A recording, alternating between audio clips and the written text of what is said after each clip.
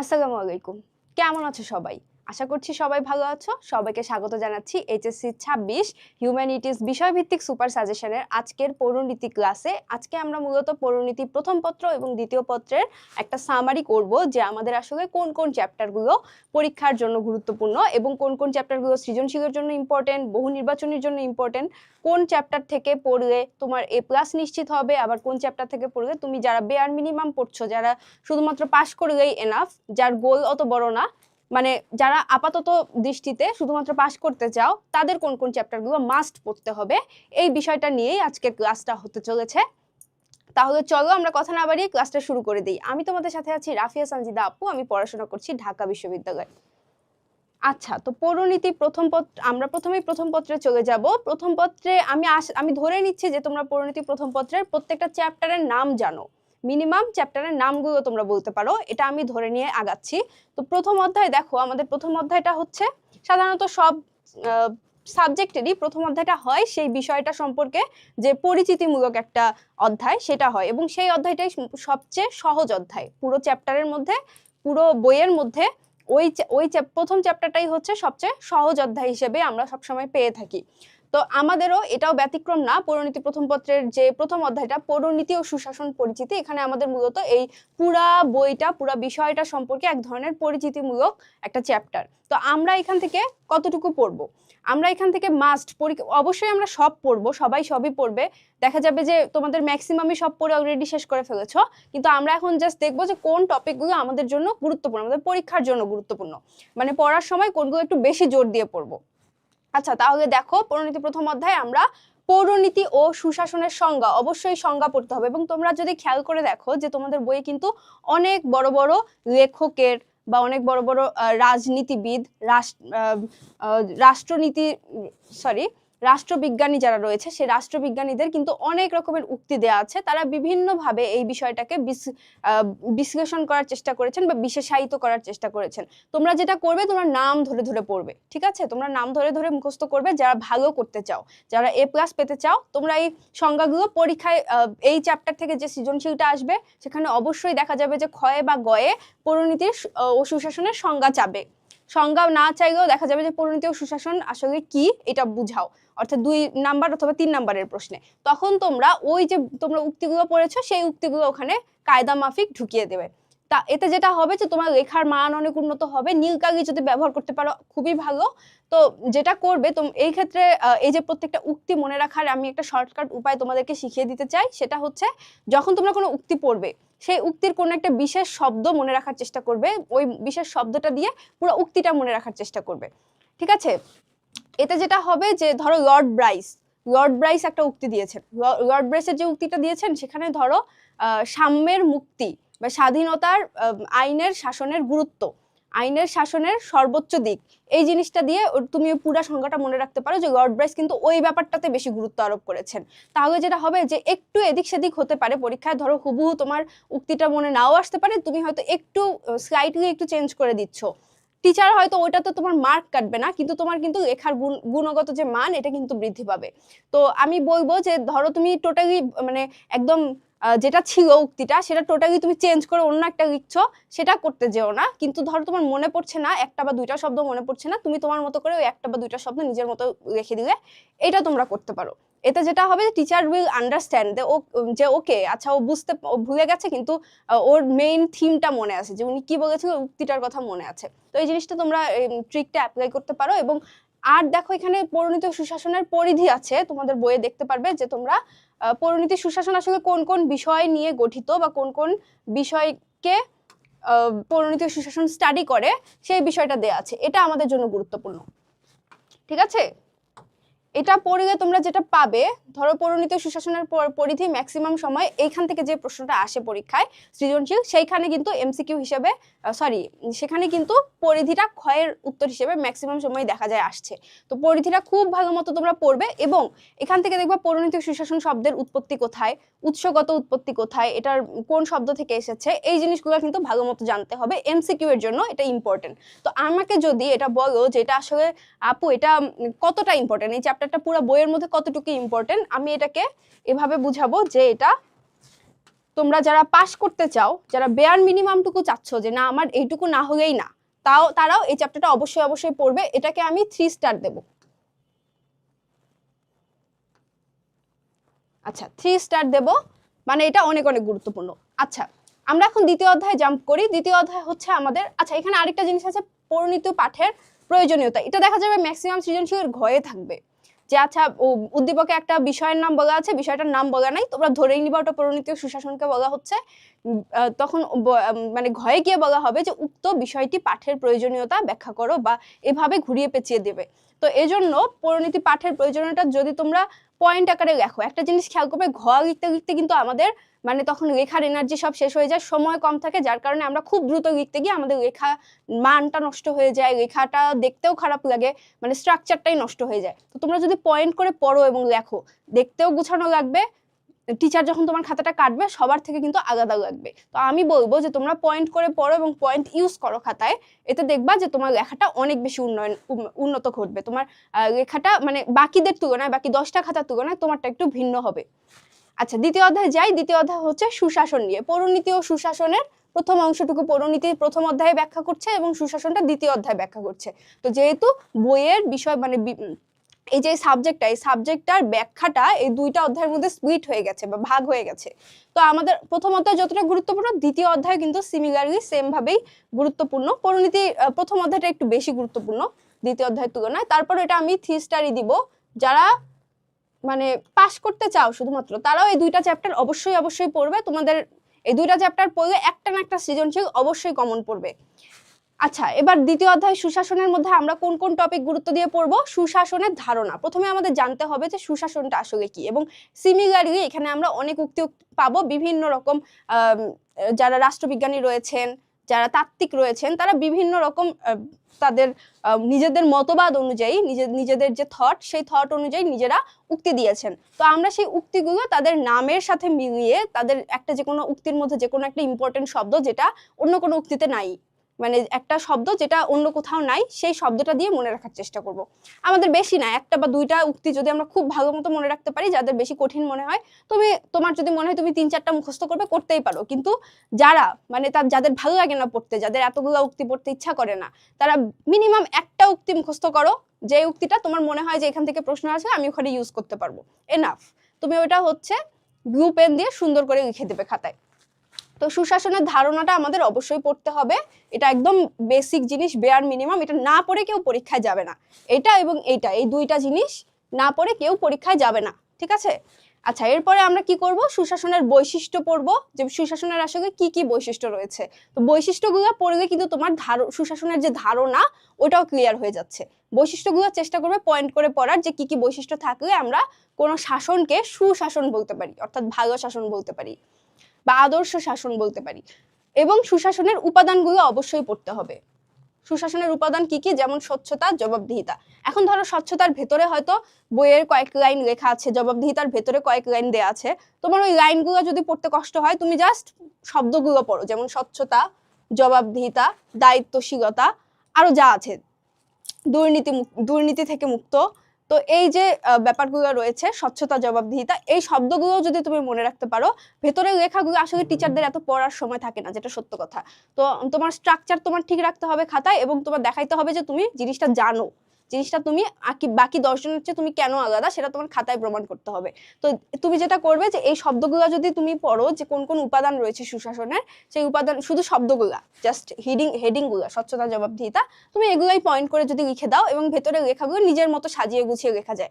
আমরা তো এত গাধা না, তাই না? আমরা ক্লাস 10 পাস করে তো তারপর কলেজে এসেছি, তাই না? তো এইটুকু জিনিস তো মানে সবাই নিজের মতো বানিয়ে লিখতে, আমরা তো বানিয়ে লেখা এক্সপার্ট, না পারলেই বানিয়ে লিখি, তাই না? তো ভেতরে যদি তুমি বানিয়েও লেখো, এটা বলছি যারা বেয়ার মিনিমামের চিন্তা করছো তাদের জন্য, মানে যারা পাস করতে চাচ্ছ তাদের কথা বলছি। আর যারা A+ পেতে চাও, অবশ্যই ভেতরের লেখাগুলো একবার হলেও পড়ে যাবে, এতে তোমার ধারণা আরো পাকাপোক্ত হবে। লেখার সময় তোমার অনেক বেশি চিন্তা করতে হবে না যে স্বচ্ছতার মধ্যে কি হবে, জবাবদিহিতার ভেতরে কি লিখবো, এক লাইন করেও যদি লিখতে যাও, তাই তুমি কি করবে যে তুমি ভালো মতো পড়ে যাবে, তোমার ধারণাটা পাকাপোক্ত করার জন্য, নট লাইক যে মুখস্থ করবে, জাস্ট পড়ে যাবে।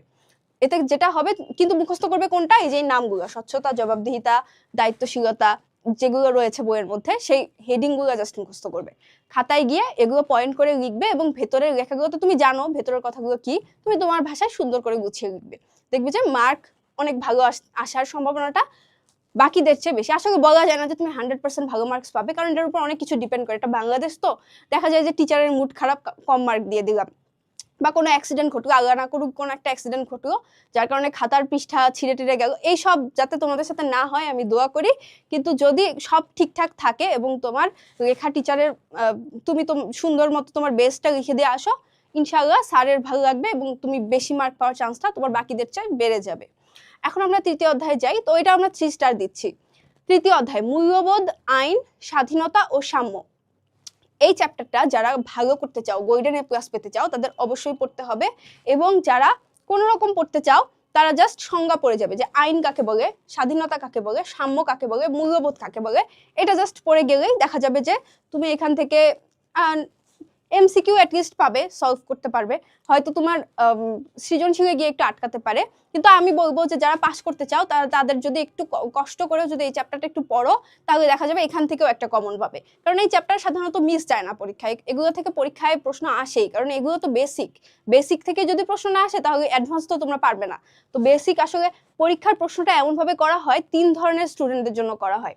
যারা একদমই পারে না, পাস করতে চাও তাদের জন্য, যারা মিডিয়াম লেভেলের স্টুডেন্ট, যাদের অনেক বেশি উচ্চাকাঙ্ক্ষা নাই আবার একেবারে ফেল করার মতোও না, তাদের জন্য করা হয়। মানে কিছু প্রশ্ন তাদের জন্য রাখা হয়, তাদের পারার মতো করে, তাদের ক্যাপাবিলিটি অনুযায়ী। এবং যারা এ প্লাস পেতে চাও, একটু হায়ার লেভেলের অনেক ভালো করতে চাও, তাদের জন্য 1টা বা 2টা প্রশ্ন থাকে, যেগুলো হচ্ছে বাকি 2 লেভেলের স্টুডেন্টরা আসলে দেখা যায় করতে পারে না, লিখতে পারে না। তো এই 3 ধরনের প্রশ্নই কিন্তু করা হয়। তো তুমি তোমার ক্যাপাবিলিটি অনুযায়ী তুমি পড়ে যাবে, প্রেশার নিবে না, প্রেশার নিবে অবশ্যই, কিন্তু দেখা মানে একদম জান প্রাণ ছেড়ে দেওয়ার দরকার নাই, তুমি তোমার বেস্টটা দিয়ে জাস্ট ট্রাই করো।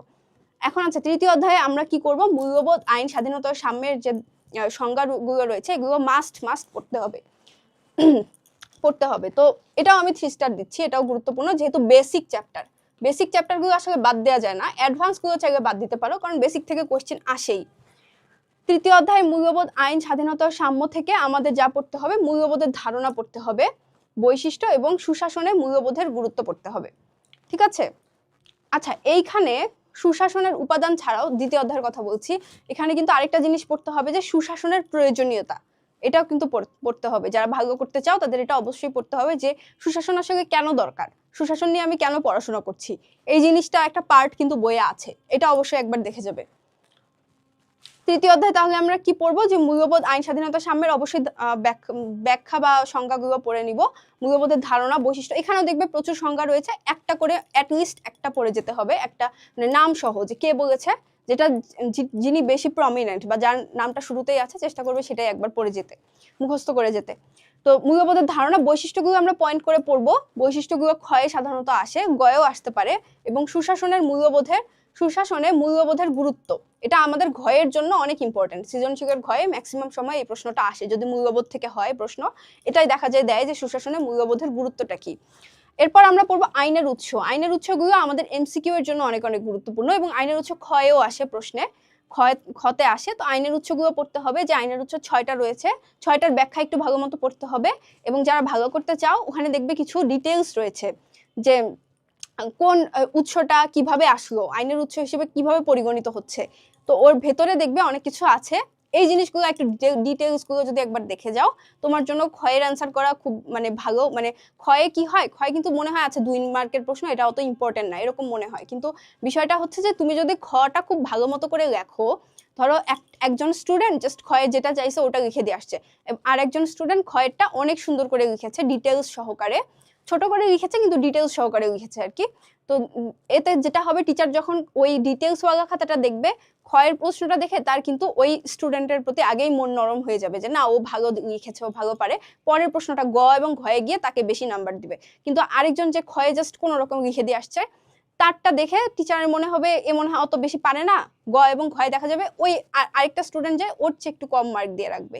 তো এর জন্য আসলে ক্ষয়ের প্রশ্নটা অনেক বেশি ইম্পর্টেন্ট, ইমপ্রেশন ক্রিয়েট করতে টিচারের কাছে, যে তুমি আসলে এই জিনিসটা খুব ভালো মতো পড়েছো, এই টপিকটা তুমি ভালো মতো জানো, এই জিনিসটা তুমি এই জন্য ক্ষয়ে ডিটেলস সহকারে, যারা ভালো করতে চাও অবশ্যই ডিটেলস সহকারে লিখবে। কম, খুব বেশি লেখার দরকার নেই, আমাদের যতটুকু লেখা প্রয়োজন ততটুকুর মধ্যেই চেষ্টা করবে আজগুবি কথাবার্তা না লিখে বা অপ্রয়োজনীয় জিনিসপত্র না লিখে ডিটেলস গুলো ইউজ করতে।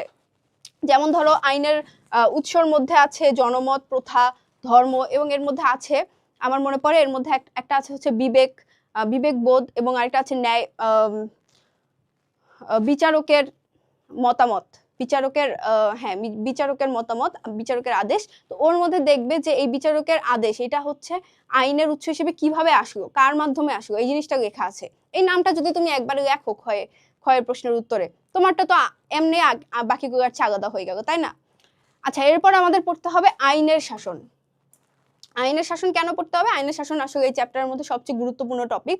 আইনের শাসনটা মাস্ট, অবশ্যই সবাই পড়ে যাবে। এবং স্বাধীনতা ও সাম্যের ধারণা এবং এদের মধ্যকার সম্পর্ক। আইনের শাসনের সাথে আমাদের এখানে দেখবে আরেকটা জিনিস আছে, যারা একটু অ্যাডভান্স, একটু বেশি কষ্ট করতে চাও, আইনের শাসনের সাথে ওখানে দেখবে যে নৈতিকতার পার্থক্য বা নৈতিকতার সম্পর্ক, আইনের শাসনের সাথে নৈতিকতার সম্পর্ক, এই একটা বিষয় আছে। এই জিনিসটা একটু দেখে যাবে যারা পারবে। স্বাধীনতা ও সাম্যের ধারণা এবং এদের মধ্যকার সম্পর্ক। স্বাধীনতা ও সাম্য কি একে অপরের পরিপূরক নাকি একে অপরের বিরোধী? এই জিনিসটা কিন্তু খুবই আসে পরীক্ষায়। তো অবশ্যই চেষ্টা করবে, আমি বলবো যে তোমরা সবাই এই জিনিসটা অ্যাটলিস্ট এই চ্যাপ্টার থেকে পড়বে। তো আমরা কি কি দেখলাম? এই চ্যাপ্টার থেকে আমাদের মাস্ট পড়তে হবে সবগুলোর সংজ্ঞা, মূল্যবোধ, আইন, স্বাধীনতা, সাম্যের সংজ্ঞা পড়তে হবে। তারপর আমাদের পড়তে হবে মূল্যবোধের ধারণা, বৈশিষ্ট্য। এগুলো তো অবশ্যই সবাই পড়বে না, আমি জানি, যারা পারবে তারা পড়বে, কিন্তু অবশ্যই পড়তে হবে আইনের শাসনের বিষয়টা, আইনের শাসন এবং আইনের উৎস, এটা মাস্ট, কেউ বাদ দিবে না। এবং স্বাধীনতা ও সাম্যের সম্পর্কটা কেমন, এই জিনিসটাও তোমরা সবাই পড়ার চেষ্টা করবে পরীক্ষার আগে। এখন আমরা দেখবো চতুর্থ অধ্যায়। এখন যারা কম পড়ে ভালো নাম্বার তুলতে চাও তারা এই চ্যাপ্টারটা পড়তে পারো। আমি এটা 2 স্টার দেব। যারা কম পড়ে ভালো নাম্বার তুলতে চাও তাদের জন্য এটা চতুর্থ অধ্যায়, ই গভর্নেন্স ও সুশাসন। আচ্ছা, এই চ্যাপ্টারে আমাদের পড়তে হবে ই গভর্নেন্সের ধারণা। অবশ্যই আমাদের ধারণা জানতে হবে, ক এবং ক্ষয় ধারণা থেকেই আসে, ধারণা এবং সংজ্ঞা এবং উদ্দেশ্য। এটার উদ্দেশ্য যে ই গভর্নেন্স আর সুশাসন, মানে ই গভর্নেন্স কেন গুরুত্বপূর্ণ সুশাসনের জন্য, এটা গ এবং ঘয়ে আসে পরীক্ষায়, সুশাসনের প্রভাব। এখন এটা কম পড়ে, আমি কেন বললাম এটা কম পড়ে যারা বেশি নাম্বার তুলতে চাও, কারণ এটা আবার রিস্কও আছে। এই চ্যাপ্টার থেকে কিন্তু সবসময় আবার প্রশ্ন আসেও না, কখনো কখনো আসে, কখনো কখনো আসে না। তো আমরা বলতে পারছি না 100% যে এটা আসবেই। যেমন আমরা এই 3টা চ্যাপ্টারের বিষয়ে যেটা জানি যে মাস্ট 95% ক্ষেত্রে এই 3টা চ্যাপ্টার থেকে প্রশ্ন হয়, কিন্তু এই চ্যাপ্টার থেকে প্রশ্ন যে হবেই হবে এটা আমরা বলতে পারছি না, তাই আমরা এটাকে 2 স্টার দিচ্ছি। কখনো কখনো আসে, কখনো কখনো আসে না। সো এই চ্যাপ্টার যেহেতু ছোট আছে, যারা একটু কম পড়ে ভালো করতে চাও তারা রিস্ক নিয়ে পড়ে ফেলতে পারো, আর যারা অবশ্যই ভালো করতে চাও তারা রিডিং অ্যাটলিস্ট একবার বা কয়েকবার রিডিং দিয়ে তারপরে যাবে। যদি আসে তাহলে তো ভালো, যদি তোমার মনে হয় তুমি এটা থেকে লিখবে তাহলে এই যে এই জিনিসগুলো খুব ভালো মতো পড়ে যাবে। সুশাসনের ই গভর্নেন্সের প্রভাব, ই গভর্নেন্সের উদ্দেশ্য কি এবং এটার ধারণাটা আসলে কই থেকে এসেছে, এই জিনিসগুলো একটু খুব ভালো মতো পড়ে যাবে যদি পরীক্ষা গিয়ে মনে হয় তুমি এটা অ্যান্সার করবে। তো পঞ্চম অধ্যায় কি আছে? পঞ্চম অধ্যায় আছে নাগরিক অধিকার, কর্তব্য এবং মানবাধিকার। এখন এই চ্যাপ্টারটা সহজ, সত্যি বলতে এই চ্যাপ্টারটা বাকিগুলোর তুলনায় সহজ, কারণ এখানে পয়েন্ট আছে প্রচুর। তুমি চাইলে পয়েন্ট মুখস্থ করে চলে যেতে পারো পরীক্ষায়, এখানে তোমার খুব বেশি আসলে কষ্ট করার দরকার নাই। এই কারণে আমি এটাকে আসলে 2 স্টার দেব। এটা একটু কম ইম্পর্টেন্ট এবং যারা কম পড়ে বেশি নাম্বার তুলতে চাও তাদের জন্য এটা ভালো একটা চ্যাপ্টার। নাগরিকের মৌলিক অধিকার ও কর্তব্যের তালিকা এটা পড়তে হবে আমাদের। এবং মৌলিক অধিকার দেখবা তোমরা বইয়ে আছে মৌলিক অধিকারগুলো কি কি, এটার একটা তালিকা দেওয়া আছে। কর্তব্যগুলো কি কি তোমাদের সব মুখস্থ করার দরকার নাই, তোমরা চেষ্টা করবে 10টা থেকে 12টার জাস্ট পয়েন্টগুলো মুখস্থ করা। পয়েন্ট মানে হচ্ছে হেডিংগুলো মুখস্থ করা, পুরা ভেতরে কি আছে এটা দরকার নাই, জাস্ট হেডিংগুলো মুখস্থ করলেই এনাফ। দরকার নাই বলতে দরকার আছে, পড়ে যাবে যে ভেতরে কি আছে যাতে তুমি নিজের মতো লিখতে পারো, এটাই, আর কিছু না। তথ্য অধিকার, আচ্ছা এটা খুব গুরুত্বপূর্ণ। এই চ্যাপ্টারের মধ্যে যদি ইম্পর্টেন্ট একটা জিনিস হয় সেটা হচ্ছে তথ্য অধিকার আইন ও এর গুরুত্ব, কিন্তু এটা হয়তো তোমাদের জন্য একটু কঠিন মনে হতে পারে, মানে অনেকেই হয়তো স্কিপ করার ট্রাই করতে পারো। তো তোমরা যদি বাকি চ্যাপ্টারগুলো কভার দিতে পারো এটা স্কিপ করেও করতে পারো, কিন্তু এমসিকিউ এর জন্য ইম্পর্টেন্ট। সৃজনশীল না লিখতে চাইলেও এমসিকিউ এর জন্য কিন্তু তোমাদের পড়ে যেতে হবে। এখানে অনেক সাল আছে, অনেক কিছু আছে, ইতিহাস রয়েছে তথ্য অধিকার আইনের, এই জিনিসগুলো একটু দেখে যেতে হবে ভালো মতো। আচ্ছা, এখন ষষ্ঠ অধ্যায় আমরা কি পড়বো? রাজনৈতিক দল, নেতৃত্ব ও সুশাসন, এই চ্যাপ্টারের নাম।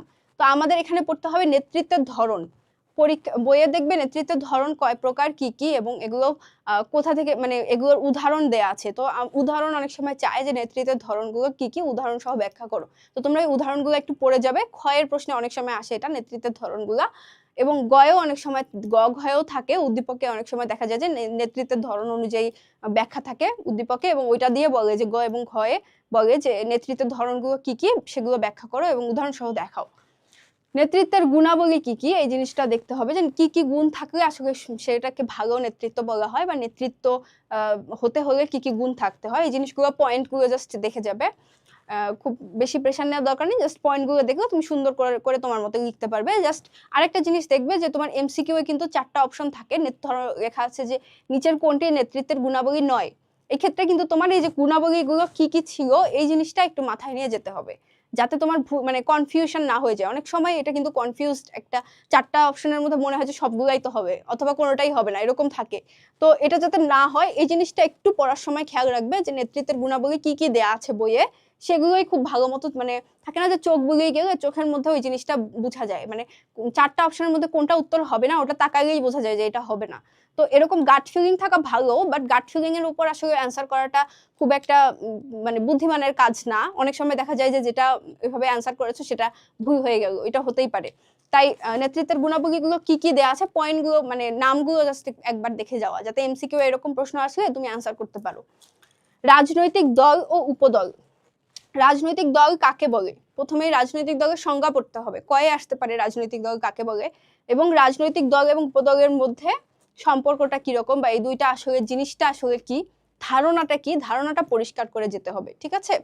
তো এইটাও কিন্তু এখান থেকে খুব একটা প্রশ্ন আসে না, মানে প্রশ্ন আসে না বলতে কাগে ভদ্রে হয়, আবার কখনো কখনো সবসময়ই হয়।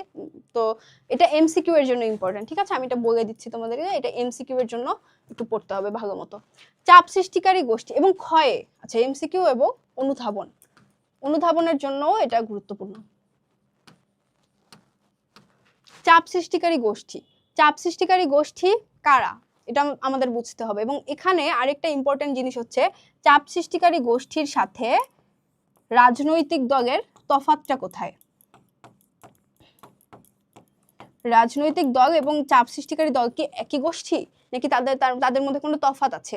যদি তফাৎ থেকে থাকে তাহলে সেটা কি, এবং দুইটা কেন আলাদা, কোন কোন দিক দিয়ে আলাদা, এই জিনিসগুলো আমাদের একটু দেখে যেতে হবে।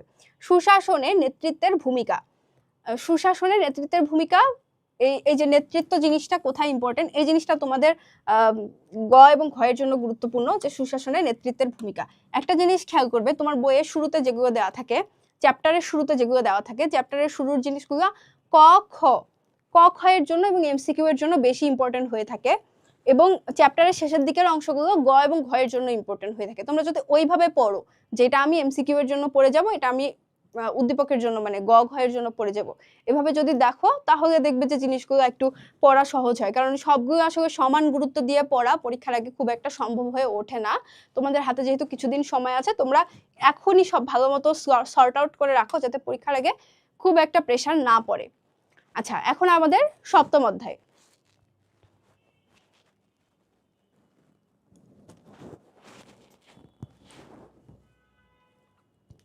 আচ্ছা, তো সপ্তম অধ্যায়ের যে আমাদের চ্যাপ্টারটা রয়েছে সরকার কাঠামো, এই চ্যাপ্টারটা আসলে অনেক বড়, অনেক বিশাল। যদি আমি এটাকে 3 স্টার দেই, তোমরা বলতে পারো যে আপু এটা 3 স্টার যে দিলেন, এটা এত বড় চ্যাপ্টার, যদি ইম্পর্টেন্ট হয় এটা তো আমার অবশ্যই তাহলে পড়ে যেতে হবে। এত বড় একটা চ্যাপ্টার পড়তে গিয়ে তো বাকি 9টা চ্যাপ্টারই আমার পড়ার সময় থাকে না, এটা কি কোনোভাবে বাদ দেওয়া যায় না? এটা তোমাদের মনে হতেই পারে, কিন্তু প্রশ্নটা এখানে সেটা হচ্ছে যে ধরো এটা সৃজনশীল, হয়তো তুমি বাদ দিয়ে যেতে পারো, এমসিকিউ কিভাবে বাদ দিবে? একটা বইয়ের অর্ধেক অংশই কিন্তু এই চ্যাপ্টারটা নিয়ে গঠিত। তো এইটা থেকে অবশ্যই দেখা যাবে এমসিকিউ না হলেও 5-7টা আসতেই পারে, মিনিমাম 3টা-4টা তো আসবেই। তো 3টা-4টা এমসিকিউ, যারা গোল্ডেন এ প্লাস পেতে চাও, খুব ভালো নাম্বার পেতে চাও, তাদের জন্য 3টা-4টা এমসিকিউ কিন্তু অনেক বড় ব্যাপার, 3-4 নম্বর। তো আমাদের যেহেতু যারা হিউম্যানিটিসের, আমরা কিন্তু সৃজনশীলে অনেক কিছুই হয়ে যেতে পারে, আমাদের জন্য মেইন জায়গাটাই হচ্ছে এমসিকিউ এর, এমসিকিউ এ ভালো নাম্বার একটা একটা সিকিউর করা, এটাই হচ্ছে আমাদের নাম্বার পাওয়ার একটা গুরুত্বপূর্ণ জায়গা হচ্ছে এমসিকিউটা। তো এমসিকিউ এর জন্য হলেও সপ্তম অধ্যায় তুমি সৃজনশীলের জন্য না পড়লেও, আচ্ছা অনেকে না পড়তেও পারো, কিন্তু এমসিকিউ এর জন্য কিন্তু পড়তেই হবে। এমসিকিউ এর জন্য পড়তে গেলে দেখবে তোমার সৃজনশীলের জন্য অর্ধেক পড়া হয়েই যাবে। তো আমি বলবো এত কষ্ট না করে সপ্তম অধ্যায়টা পড়ে ফেলো। একটু কষ্ট হবে, একটু না অনেকটাই কষ্ট হবে আমি বুঝতে পারছি, কিন্তু এটা পড়ে ফেললে তোমাদের এমসিকিউ এর ক্ষেত্রে তোমরা সিকিউর, এবং সৃজনশীল একটা এখান থেকে তো মাস্ট আসবেই, বুঝাই যাচ্ছে এত বড় চ্যাপ্টার। কিন্তু একটা বিষয় যে যদি এমসিকিউ এর জন্য তো আমাদের পুরো বই এই মাথা থেকে ওই মাথা, মানে এই পুরো চ্যাপ্টারটা শুরু থেকে শেষ পর্যন্ত একবার হলে পড়তে হবে। কিন্তু সৃজনশীলের জন্য আসলে সব টপিক ইম্পর্টেন্ট না, কিছু কিছু টপিক বেশি ইম্পর্টেন্ট যেগুলো থেকে প্রশ্ন হয়। যেমন গণতন্ত্র এবং একনায়কতন্ত্রের পার্থক্য, এখানে বিভিন্ন রকম সরকার ব্যবস্থার কথা বলা আছে না, সব সরকার ব্যবস্থার আসলে পার্থক্য আমাদের দেখানোর দরকার নাই। এই যে গণতন্ত্র একনায়কতন্ত্রের মূল পার্থক্যগুলো পড়ে যাবা, এবং কোনটা ভালো কোনটা খারাপ এই জিনিসটা মাথায় রাখবা। জাস্ট পরীক্ষায় গিয়ে ভালো এবং খারাপের তফাৎটা দেখাই দিতে হবে, এবং কোনটা বেশি যুগোপযোগী কোনটা বেশি আধুনিক এই জিনিসটা দেখাইতে হবে। সংসদীয় বনাম রাষ্ট্রপতি, এটা প্রচুর আসে, এটা বাদ দেওয়া যাবে না, এটা অবশ্যই যারা ভালো করতে চাও তাদের বলে রাখছি যে এইটা খুব ভালো মতো পড়তে হবে। সংসদীয় এবং রাষ্ট্রপতি শাসিত এই দুইটার মধ্যে তফাৎ কি, দুইটাই কিন্তু খারাপের, মানে এই দুইটা জিনিস কি অনেক কন্ট্রোভার্সিয়াল। সংসদীয় যেমন খারাপ দিক আছে ভালো দিকও আছে, আবার রাষ্ট্রপতিরও খারাপ দিকও আছে ভালো দিকও আছে, যার কারণে এই প্রশ্নটা বেশিরভাগ দেয়া হয় জাস্ট তোমার হচ্ছে ক্রিয়েটিভিটি চেক করার জন্য, যে আসলে তুমি কোনটাকে সাপোর্ট করবে বা কোনটাকে ভালো বলবে। বা অনেক সময় প্রশ্ন আসলে খুব একটা ওরকম ক্রিটিক্যাল হয়ও না, নর্মালি হয়, বোর্ড পরীক্ষার প্রশ্ন তো খুব একটা ক্রিটিক্যাল হয় না। তো তোমার এই জিনিসটা পড়া থাকলে তুমি এখান থেকে একটা সৃজনশীল পেয়ে যেতে পারো যদি তোমার কপাল ভালো থাকে।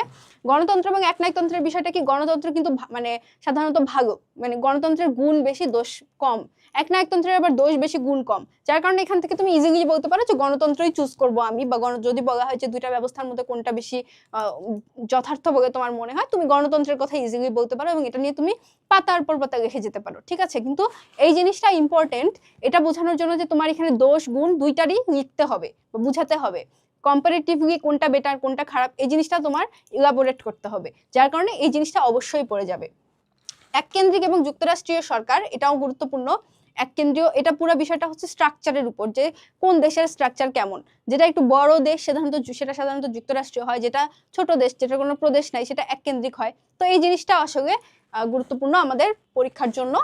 এবং সরকারের বিভিন্ন অঙ্গ শেষে কিন্তু চ্যাপ্টারের শেষে, এই চ্যাপ্টারটা অনেক বিশাল আমি জানি কষ্ট হবে পড়তে, কিন্তু একবার হলেও ভাইয়া আপুরা পড়ে ফেলিও, কারণ তোমাদের হাতে তো সময় আছে। সরকারের বিভিন্ন অঙ্গ, আইন বিভাগ, শাসন বিভাগ এবং বিচার বিভাগ, এই তিনটা বিভাগের মধ্যে সম্পর্ক কেমন, কোন বিভাগের কাজ কি, এটা তুমি শর্ট করে হলেও একটু পড়ে যাও, এমসিকিউ এর জন্য কিন্তু খুবই খুবই ইম্পর্টেন্ট। এবং বিচার বিভাগের স্বাধীনতা, এই জিনিসটা থেকে প্রায়ই প্রশ্ন হয়, ক্ষয়ে সাধারণত এটার প্রশ্ন আসে, এটার অনুধাবনের জন্য ইম্পর্টেন্ট। এবং আমি ওভারঅল এই চ্যাপ্টারকে 3 স্টার দেবো এই কারণেই, কারণ এখান থেকে তুমি এত এত প্রশ্ন পাচ্ছ, তো হোয়াই নট তুমি রিস্ক নিয়ে চ্যাপ্টারটা পড়ে ফেলো, কারণ এটা পড়লে তো তোমার অনেকগুলো প্রশ্ন তুমি পেয়ে যাচ্ছ, অনেকগুলো মার্ক তুমি সিকিউর করছো। তো এই জন্য আমি 3 স্টার, যারা কম মার্ক মানে কোনো রকম পার পেয়ে যেতে চাও বা অনেক ভালো মার্ক তুলতে চাও, যাদের প্রিপারেশন খুবই খারাপ, এই চ্যাপ্টারটা পড়ে ফেলো। এই চ্যাপ্টারটা মানে পুরাটা না পারলেও সৃজনশীলের জন্য না হলেও এমসিকিউ এর জন্য পড়ে ফেলো, এখান থেকে কিন্তু মার্ক তোলা সহজ। আর যদি তুমি একান্ত এটা বাদ দিতে চাও তাহলে আমি বলবো বাকি চ্যাপ্টারগুলো খুব ভালো মতো পড়ো, যাতে এটা না পড়লেও বাকিগুলো দিয়ে কাভার হয়ে যায়। অষ্টম অধ্যায় জনমত রাজনৈতিক সংস্কৃতি, এটাকে আমি 2 স্টার দেব, কারণ এখান থেকে প্রশ্ন সবসময় হয় না, আবার মাঝে মাঝে হতেও পারে। তাই যাদের প্রিপারেশন খারাপ এবং এই চ্যাপ্টারটা যারা পড়তে চাচ্ছ না তারা এগুলো দিয়ে পড়তে পারো, 8, 9 এগুলো তারা খুব ভালো মতো পড়তে পারো। জনমত রাজনৈতিক সংস্কৃতি, এটা থেকে প্রশ্ন হবে হচ্ছে জনমতের সংজ্ঞা এবং বৈশিষ্ট্য, জনমত কাকে বলে এবং এর বৈশিষ্ট্যগুলো কি কি।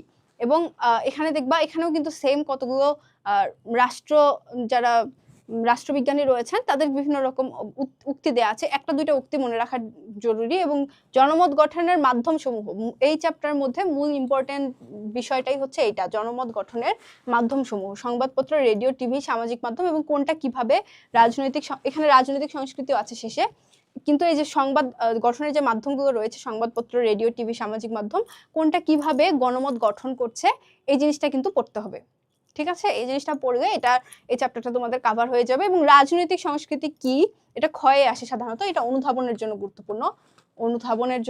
গুরুত্বপূর্ণ, ঠিক আছে। তুমি সাথে সাথে যদি বইয়ে দাগিয়ে রাখো, পরে তুমি পড়ার সময় ওইভাবে পড়বে যে আমি এখান থেকে অনুধাবন যদি আসে কিভাবে লিখবো, এখান থেকে যদি সৃজনশীল আসে আমি কিভাবে কিভাবে গুছিয়ে লিখবো, এটা আগেই মাথায় সেট করে রাখবে। পরীক্ষা গিয়ে তোমার যেহেতু আমাদের সময় কম, 3 ঘন্টায় 7টা সৃজনশীল লেখা খুবই টাফ বিষয়। 3 ঘন্টার মধ্যে এর মধ্যে আবার এমসিকিউ আছে। তো ওভারঅল তোমার মাথায় সব সেট করে যেতে হবে, যাতে প্রশ্ন দেখেই তোমার সাথে সাথে মাথায় উত্তরটা চলে আসে যে এটা কি হবে। উত্তর কিন্তু সবাই লিখতে পারে, যে ফেল করে সেও উত্তর লিখে দিয়ে আসে কোনো রকম, যে কোনো রকম পাস করে সেও উত্তর লেখে, যে খুব ভালো করে ফার্স্ট হয়, বোর্ডে ফার্স্ট হয়, সেও উত্তর লেখে। সবাই উত্তর লেখে, কেউ খাতা ফাঁকা রেখে আসে না। হিউম্যানিটিজে কেউ খাতা ফাঁকা রেখে আসে না। তো এখানে বিষয়টা হচ্ছে যে খাতা সবাই ভরাবে, কিন্তু কে কিভাবে ভরাবে খাতাটা, এটাই হচ্ছে বিষয়। ঠিক আছে। নবম অধ্যায় হচ্ছে জনসেবা ও আমলাতন্ত্র। এই চ্যাপ্টারটা আমি 2 স্টার দেব, কারণ এখান থেকেও সেম সবসময় প্রশ্ন হয় না, আবার হতেও পারে মাঝে মাঝে। তো এখান থেকে পড়বে আমলাতন্ত্রের বৈশিষ্ট্য, আমলাতন্ত্রের কার্যাবলী ভূমিকা এবং সুশাসনে আমলাতন্ত্র। মানে ওভারঅল এখানে আমলাতন্ত্রের বৈশিষ্ট্যের মধ্যে ওখানে দেখবে বইয়ে ম্যাক্স ওয়েবারের কিছু বৈশিষ্ট্য দেয়া আছে, ওই বৈশিষ্ট্যগুলো ভালো মতো পড়তে হবে। ঠিক আছে। ওটা পড়লে তুমি এখান থেকে যদি সৃজনশীল লিখো, ওই পয়েন্টগুলো ম্যাক্স ওয়েবারের নাম উল্লেখ করে যদি লেখো, দেখবে এখানে ভালো মার্ক আসছে। আমলাতন্ত্রের কার্যাবলী এবং ভূমিকা পয়েন্ট আকারে ধরে পড়ে ফেলবে। এবং সুশাসনে আমলাতন্ত্র আসলে কতটুকু গুরুত্বপূর্ণ, এটা তোমার উচ্চতর দক্ষতা বা ঘয়ের জন্য ইম্পর্টেন্ট। এটা ঘয়ের জন্য ইম্পর্টেন্ট, সুশাসনে আমলাতন্ত্র কিভাবে অ্যাপ্লাইড হয়। এখন আমাদের দশম অধ্যায়, এটা মাস্ট পড়তে হবে, কারণ এখান থেকে প্রশ্ন সবসময়ই হয়, এখান থেকে প্রশ্ন বাদ যায় না সাধারণত। 3 স্টার দেব। এখান থেকে এমসিকিউ আসে, মোটামুটি কম বেশি আসে, কিন্তু সৃজনশীল কিন্তু এসেই থাকে। তো সৃজনশীলটা আমাদের যেহেতু বেশি ফোকাস, কারণ এখানে 10 নাম্বার, তো এটা আমরা পড়বো, অবশ্যই সবাই পড়বে। ঠিক আছে। দেশপ্রেম ও জাতীয়তার মধ্যে 2টা বিষয় আছে, একটা হচ্ছে দেশপ্রেম এবং জাতীয়তা। মোটামুটি সহজ এই চ্যাপ্টার, পড়ে ফেলা যায়, এবং ছোটও আছে এবং কন্টেন্টও অনেক ইজি, পড়ে ফেলতে পারো। জাতীয়তার মধ্যে পার্থক্যটা পড়তে হবে এখান থেকে। ঠিক আছে। যে জাতি এবং জাতীয়তা আসলে কি, 2টা জিনিস আমরা বুঝি, খুব ভালো মতোই বুঝি। জাতি এবং জাতীয়তার মধ্যে পার্থক্যটা আমরা বুঝি, কিন্তু এটা আমাদের বইয়ের ভাষায় সুন্দর করে পড়তে হবে, যে জাতি জিনিসটা কি এবং জাতীয়তা জিনিসটা কি। জাতি হচ্ছে দেখা যায়, জাতীয়তা তো একটা ফিলিংস, এটা তো দেখা যায় না। এই জিনিসটাই হচ্ছে আসল কথা। জাতীয়তা নির্ধারণের উপাদানগুলো মুখস্থ করে ফেলবো পয়েন্ট ধরে, যে আসলে কি কি উপাদান রয়েছে জাতীয়তা নির্ধারণের। এবং দেশপ্রেম এবং জাতীয়তার সম্পর্ক, এটা এখান থেকে খুবই আসে পরীক্ষায়। দেশপ্রেম এবং জাতীয়তার মধ্যে সম্পর্ক কি, এটা দেখা যায় উদ্দীপক ধরে প্রশ্ন করে দেয়, যে এটা এখানে কি ফিলিংস এর কথা বলা হয়েছে, 2টার মধ্যে সম্পর্ক কি ব্যাখ্যা করো। তাই এটা অবশ্যই পড়বে এই চ্যাপ্টার থেকে, খুব ভালো মতো পড়বে। শুধু পড়বে না, এটা তো পড়বেই চ্যাপ্টার, তার মধ্যে এই অংশটুকু সবচেয়ে ভালো মতো পড়বে। ঠিক আছে। আচ্ছা, এখানে আমাদের মোটামুটি প্রথম চ্যাপ্টার, প্রথম পত্রের সাজেশন আমাদের এখানেই দেয়া হয়ে গেল। এখন দেখো কোন কোন চ্যাপ্টার আমাদের জন্য গুরুত্বপূর্ণ, আমি আরেকবার দেখিয়ে দিচ্ছি। প্রথম অধ্যায় মাস্ট পড়তে হবে, দ্বিতীয় অধ্যায় মাস্ট পড়তে হবে, তৃতীয় অধ্যায়ও মাস্ট পড়তে হবে। যে যেভাবে পরীক্ষা দিতে চাও, যার প্রস্তুতি যেমনই হোক না কেন, এই 3টা চ্যাপ্টার সবাইকেই পড়তে হবে। এবং কোন কোন টপিক সেটা তো আমরা ব্যাখ্যা করেছি, যে কোন কোন টপিক আমরা কিভাবে পড়বো, কোনটা কোন প্রশ্নের জন্য গুরুত্বপূর্ণ। এখন আমরা দেখব চতুর্থ, পঞ্চম, ষষ্ঠ, এই 3টা চ্যাপ্টার আমরা কখন পড়বো। ষষ্ঠ অধ্যায়টা এমসিকিউ এর জন্য এবং অনুধাবনের জন্য ইম্পর্টেন্ট। এখান থেকে সাধারণত খুব একটা পরীক্ষা প্রশ্ন আসে না, বা পরীক্ষা প্রশ্ন আসলে আমি বলবো এটা স্কিপ করে অন্যান্য গুলো থেকে দাও, কারণ এখান থেকে আসলে উত্তর লিখলেও অত বেশি বড় হবে না, ইফেক্টিভ হবে না, মানে সুন্দরভাবে লেখা যায় না সাধারণত। তো বাকিগুলো থেকে দিলে দেখা যাবে এটা ভালো লিখতে পারে। এটা আসলে পুরোটাই ডিপেন্ড করতেছে তোমার প্রস্তুতির উপর, তুমি কোন চ্যাপ্টারে কতটুকু ভালো এটার উপর। কিন্তু আমার সাজেশন থাকবে যে এখান থেকে সৃজনশীল না লেখার। ঠিক আছে। এখন চতুর্থ, পঞ্চম কখন ভালো মতো পড়বে, যখন তোমার সপ্তমের উপর, সপ্তম চ্যাপ্টারটা অত ভালো মতো পড়ো নাই, তখন তুমি এই 2টা খুব ভালোভাবে পড়বে। আর এমনিতে যারা কম পড়ে বেশি নাম্বার তুলতে চাও, তারা এই 2টা চ্যাপ্টার পড়বে, যদি সপ্তম বাদ দিতে চাও। আর সপ্তম অধ্যায়টা আমি বলবো পড়তে, যাদের কষ্ট হয় তারা এটা বাদ দিয়ে 4-5 অধ্যায় পড়তে পারো, 3-4-5-6 এই 3টা পড়তে পারো। আর যারা 4-5-6 পড়ার পাশাপাশি আরো বেশি পড়তে চাও, তারা সপ্তম অধ্যায়টা অবশ্যই পড়বে, কারণ এখান থেকে সৃজনশীল তুমি স্কিপ করতেই পারো, কিন্তু এমসিকিউ তো করতে পারবে না। এবং এত বড় চ্যাপ্টার, তোমাদের কি মনে হয় এখান থেকে একদমই এমসিকিউ আসবে না? না হলেও তো 4-5টা আসবেই, এটা তো আশা করাই যায়। এখন অষ্টম অধ্যায় মোটামুটি পড়ে গেলে হবে, এমসিকিউ এর জন্য পড়তে পারো। এবং এখান থেকে সৃজনশীল আসে, কখনো কখনো আসে, কখনো কখনো আসে না, তো বলা যায় না, আসতেও পারে। তো যদি আসে তখন তুমি এই টপিকগুলো বেশি ভালো মতো পড়বে, যদি আসে এই টপিকগুলো থেকে সাধারণত প্রশ্ন হয়ে থাকে, এগুলো দেখে নেবে। এবং নবম অধ্যায়ও সেম, অষ্টম অধ্যায়ের মতোই টপিকগুলো ধরে পড়ে নেবে। এবং দশম অধ্যায় অবশ্যই পড়বে, যার যেমনই প্রস্তুতি হোক না কেন, দশম অধ্যায়টা পড়বে। 1, 2, 3, 10, 7 এগুলো সবাই, এই চ্যাপ্টারগুলো সবাই পড়ার চেষ্টা করবে। এবং এর মধ্যে এই টপিকগুলো আসলে গুরুত্বপূর্ণ। এখন আমরা দ্বিতীয় পত্রে চলে যাই, যে দ্বিতীয় পত্রে আমাদের আসলে কি কি গুরুত্বপূর্ণ।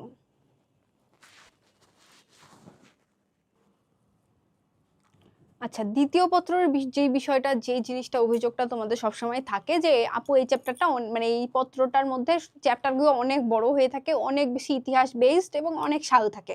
তো আমি বলবো সব আসলে লাগে না, তুমি জাস্ট জানার জন্য পড়ে যাবা সিকোয়েন্স ধরে, কিন্তু যখন পরীক্ষার জন্য প্রস্তুতিটা নেবে তখন আসলে সব গুরুত্বপূর্ণ না, সব লাগেও না। এমসিকিউ এর ক্ষেত্রে হয়তো সালগুলো একটু গুরুত্বপূর্ণ হয়, কিন্তু তাও দেখা যায় যে খুব একটা অত স্পেসিফিক ভাবে আসে না আসলে।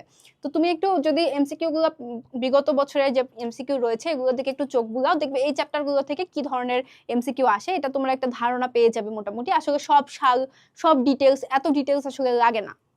তো প্রথম এবং দ্বিতীয় অধ্যায় মোটামুটি খুবই মানে গুরুত্বপূর্ণ আমি বলবো, কারণ যেহেতু দুইটাই ইতিহাস বেসড, দুইটাই বাংলাদেশের ইতিহাস নিয়ে লেখা। প্রথমটা হচ্ছে ব্রিটিশ ভারতের এবং দ্বিতীয়টা হচ্ছে, এটা আসলে বেশি ইম্পর্টেন্ট, দ্বিতীয় চ্যাপ্টারটা বেশি ইম্পর্টেন্ট। প্রথম চ্যাপ্টারের মধ্যে যে যে টপিকগুলো গুরুত্বপূর্ণ তার মধ্যে বঙ্গভঙ্গ একটা, বঙ্গভঙ্গটা গুরুত্বপূর্ণ।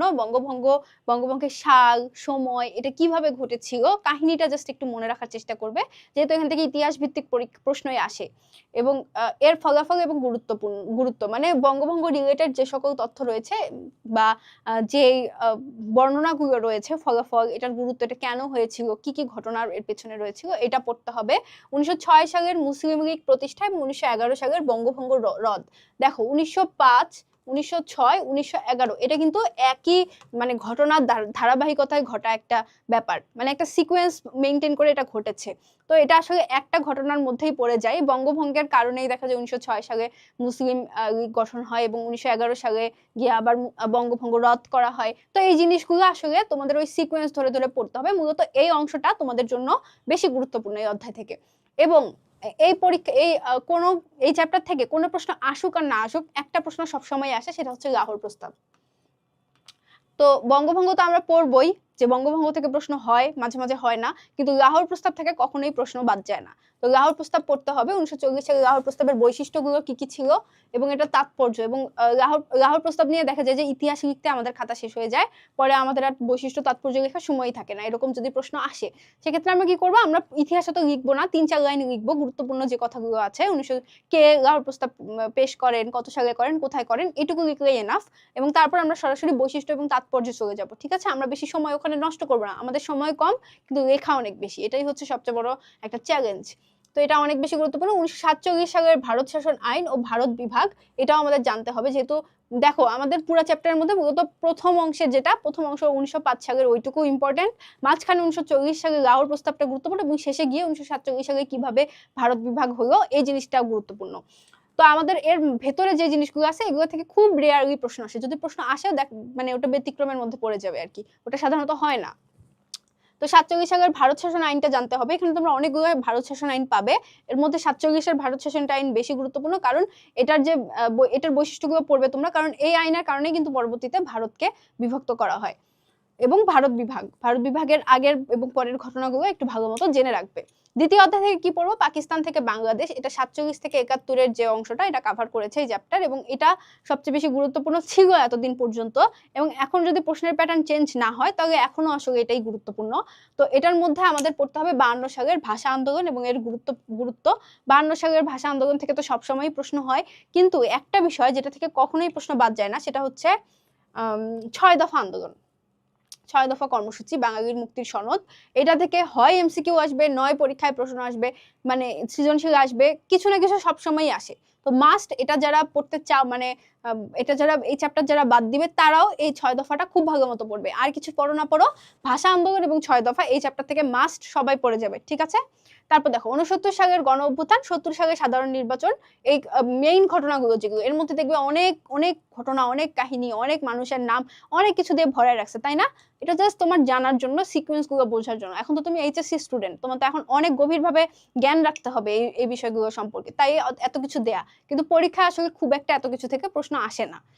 মেইন যে পয়েন্টগুলো সেগুলো থেকে, মেইন যে ব্রেক থ্রু গুলো হয়েছে ইতিহাসের, সেই জায়গাগুলো থেকে আসলে প্রশ্ন আসে। যেমন গণ অভ্যুত্থান, সাধারণ নির্বাচন, 71-এর অসহযোগ আন্দোলন, 7ই মার্চের ভাষণ, এটাও গুরুত্বপূর্ণ। 7ই মার্চের ভাষণের ঐতিহাসিক গুরুত্ব, 7ই মার্চের ওখানে দেখবে পুরো ভাষণটা দেওয়া আছে, কিন্তু আসলে আমাদের লাগবে এই 7ই মার্চের ভাষণ আসলে কেন গুরুত্বপূর্ণ ছিল। তো এটা অনেকে বানায় বানায় লেখো ম্যাক্সিমামই, কিন্তু আসলে এটা বানায় না লিখে একটু যদি পড়ে যাও দেখবা তোমার জন্য তোমার লেখাটা বাকি 100 জন, ধরো 100 জনই সবাই বানায় লিখেছে, সবাই বানায় লিখে তো সবাই সেম নাম্বারই পাবে, দেখা যাবে কেউ কেউ আরো কম পাবে। তো এই কাজটা করো না।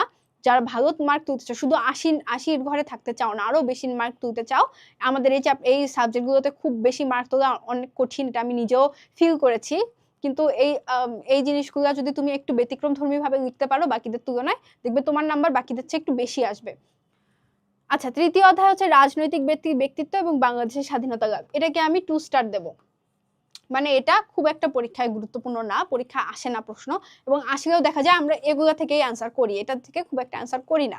তো তুমি চাইলে এটা, যদি তোমার এই 2টা চ্যাপ্টার তুমি না পড়তে চাও তাহলে তুমি এটা পড়তে পারো, রিস্ক নিয়ে পড়তে হবে, কারণ পরীক্ষা নাও আসতে পারে। যদি আসে তাহলে তো তোমার কপাল ভালো, কিন্তু এমসিকিউ এর জন্য অবশ্যই পড়তে হবে, ঠিক আছে? এমসিকিউ এর জন্য, কারণ আমরা এমসিকিউ এর জন্য একভাবে পড়ি, সৃজনশীল লিখতে গেলে আমরা তখন আরেকভাবে পড়ি। তো এমসিকিউ এর জন্য একবার দেখে যাবে। বঙ্গবন্ধু শেখ মুজিবুর রহমানের অবদান ও নেতৃত্ব, মওলানা আব্দুল হামিদ খান ভাসানী, শেরেবাংলা একে ফজলুল হক এবং হোসেন শহীদ সোহরাওয়ার্দীর রাজনৈতিক ভূমিকা। এর মধ্যে সবচেয়ে গুরুত্বপূর্ণ হচ্ছে শেরেবাংলা ফজলুল হক, হোসেন শহীদ সোহরাওয়ার্দী, এই দুইজনেরটা বেশি গুরুত্বপূর্ণ, এই দুইজনেরটা একটু ভালো মতো দেখে যাবে। চতুর্থ অধ্যায় হচ্ছে বাংলাদেশের সংবিধান। আচ্ছা, সংবিধান নিয়ে তো তোমাদের অনেক অনেক অভিযোগ, অনেক কান্নাকাটি, অনেক কষ্ট, অনেক দুঃখ, আমি বুঝি সবই। এখন বাংলাদেশের সংবিধান এই অধ্যায়টা আমরা কি করবো? আমরা অনেক বেশি পড়বো নাকি পড়বোই না, নাকি মোটামুটি পড়বো? আমরা এটা 3 স্টারের ঘরে রাখবো। আমরা অবশ্যই এটা পড়বো এবং খুব ভালো মতো পড়বো, এবং আমাদের সব কিন্তু লাগবে না। তোমাদের আসার কথা হচ্ছে সব লাগবে না। এই যে সংশোধনীগুলো রয়েছে না, সংবিধানের গুরুত্বপূর্ণ সংশোধনী, কিন্তু এখানে সবগুলো সংশোধনের কথা লেখা নেই। কি আছে গুরুত্বপূর্ণ? গুরুত্বপূর্ণ কোনগুলা? 12 গুরুত্বপূর্ণ, 13 গুরুত্বপূর্ণ, 4 গুরুত্বপূর্ণ, এরকম দেখবা যে যেই সংশোধনের পয়েন্টগুলো দিয়ে বাংলাদেশের বড় বড় জিনিসগুলোকে চেঞ্জ করে ফেলা হয়েছে, বা বড় বড় মানে বেশ গুরুত্বপূর্ণ জিনিসগুলোকে চেঞ্জ করে ফেলা হয়েছে, সেগুলোই আসলে তোমার পড়তে হবে, মনে রাখতে হবে, জাস্ট, আর কিছু না। এবং এগুলো আসলে খুব একটা মাথায় প্রেশার নেওয়ার দরকার নেই, আচ্ছা এটা কত নাম্বার সংশোধনী ছিল, এটা কত নাম্বার ছিল। খাতায় লিখবে 12 নম্বরে কি ছিল, 12 নম্বর পাশে ছোট ছোট করে লিখে রাখবে 13 নম্বরে কি ছিল। তো এগুলো মনে রাখাটা আরও ইম্পর্টেন্ট।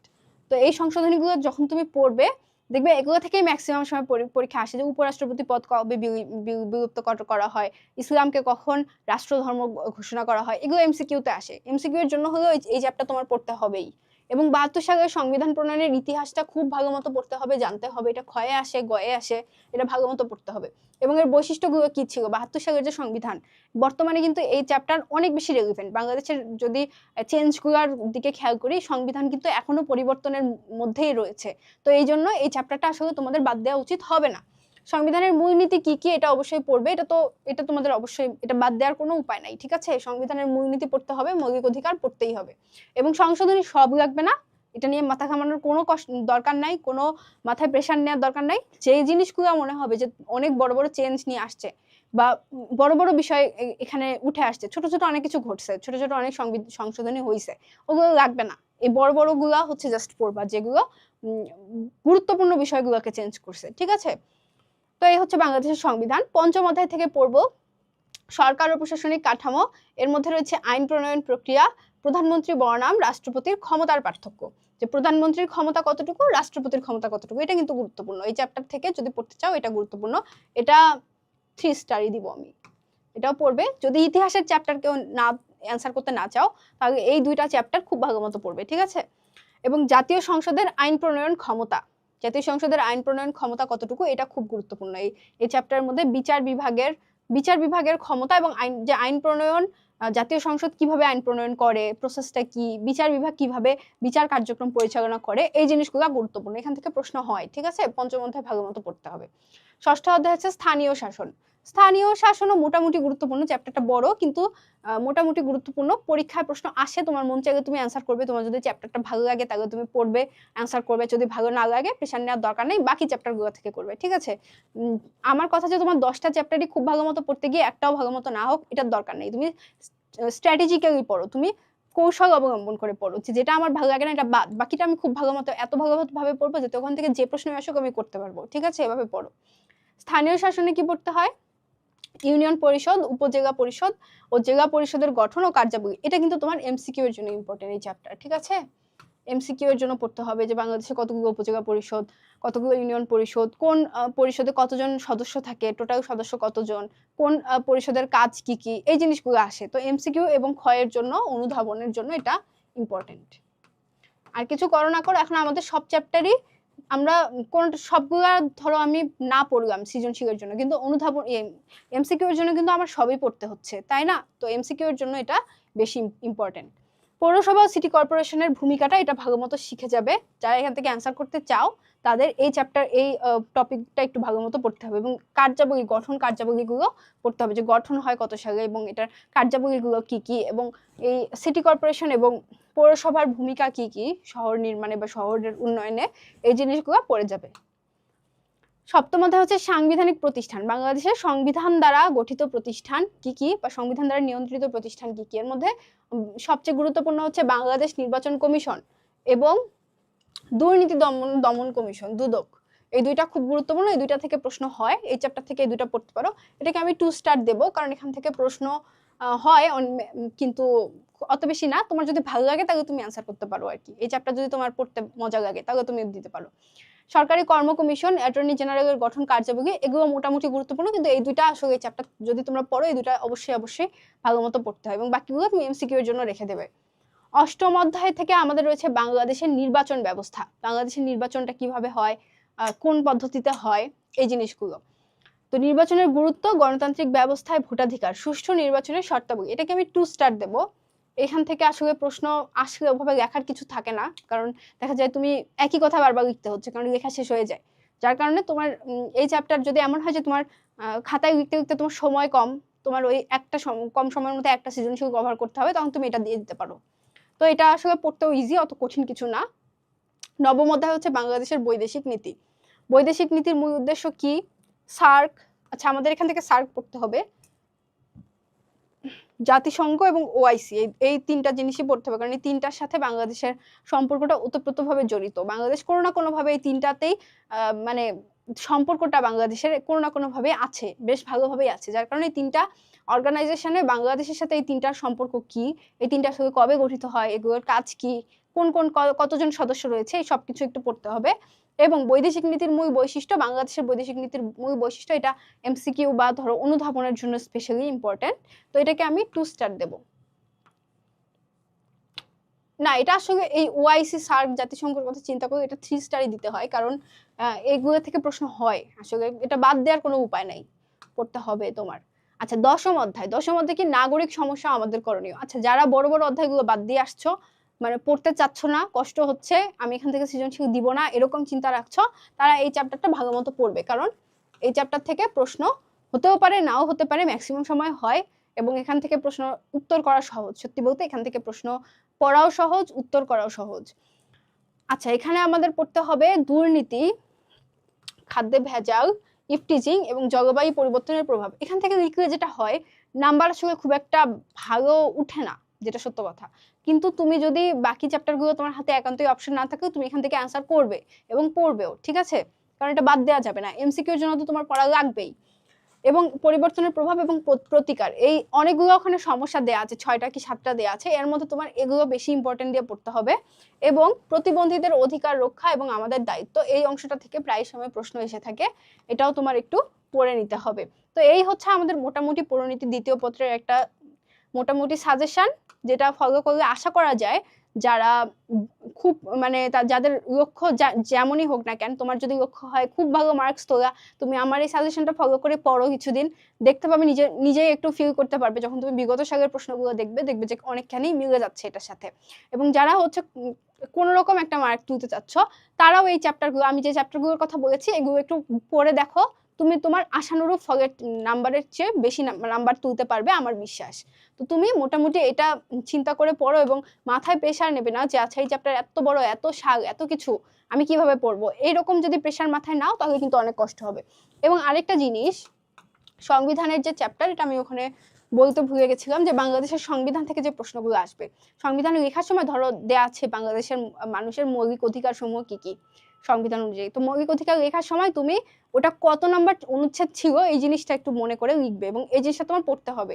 পড়ার সময় কোন চ্যাপ্টার কোন অনুচ্ছেদে কি আছে এই জিনিসটা পড়লে তুমি পরীক্ষা যদি লেখার সময় ধরো মৌলিক অধিকার সংবিধানে বর্ণিত এত নং অনুচ্ছেদ অনুযায়ী, তখন কিন্তু স্যারের চোখে পড়লে খুশি হবে স্যার। তো তুমি ব্লু পেন দিয়ে ওটা চেষ্টা করবে লেখার, ঠিক আছে? এবং সালটাগুলো বেশি দেওয়ার চেষ্টা করবে পরীক্ষায়। নাম ইউজ করবে, ভুলভাল নাম ইউজ করা যাবে না, কারণ যে খাতা দেখছে সে কিন্তু অনেক জানেন, সে কিন্তু একজন ইউনিভার্সিটি থেকে পড়াশোনা করা বা হায়ার ডিগ্রিওয়ালা মানুষ, সে তোমার খাতা দেখছে, তো সে কিন্তু অলরেডি জানে এখানে কোন নাম কোন সাল হবে।